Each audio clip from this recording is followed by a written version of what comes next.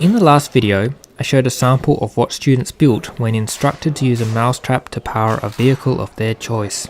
There was a huge variety of creative vehicles presented, and so in this video I will show you what my team did and how we went about it. We had to build a vehicle whose sole power source had to originate from the mousetrap. It had to travel down a track that was 15 meters long and 2 meters wide. We could define our vehicle as anything we wanted, and there were no limits on how many traps we could use. It was marked on simplicity, elegance, how surprising it was, and if it opened up new possibilities. Now that that's over, here's how my team went about it. We wanted our vehicle to be surprising, something unexpected. So we looked at a pistol that uses the mousetrap to fire pellets of some sort. However, flying projectiles is a risk, so that idea was eliminated. We looked at a few more ideas before we sat down and thought about how we could define our vehicle. We thought of sound. It was an easy solution, but sound is a wave, not a particle. So to us there was no vehicle in that. Then we thought of light, and at that moment the light came on. We knew that was the way we would go. Because light is a particle, we could define our vehicle as particles of light, and we'll be sending millions of them. We decided that a laser would be the most efficient solution, but as we quickly discovered, buying a cheap laser pointer in Australia is a difficult endeavour.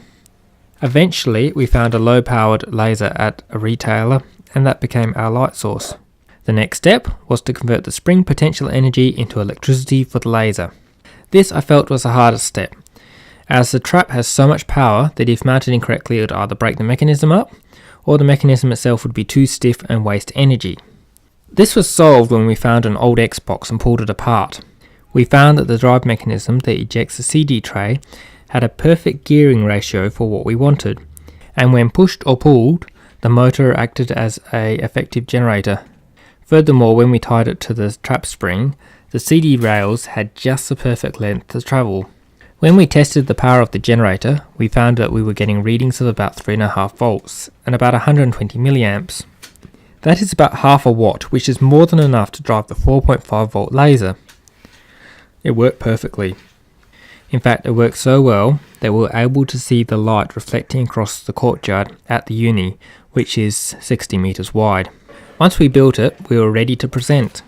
Because of the simplicity of our design, it worked every time and never failed. The only downside was that it runs so quickly that it's too easy to miss the red spot. That meant that we were the only team that ran ours twice because it was too fast and not because it failed to work. Overall, it was an interesting exercise in creativity. We were informed that this was the first time that this type of vehicle had been presented. It was a satisfying project and one I was very pleased to be part of.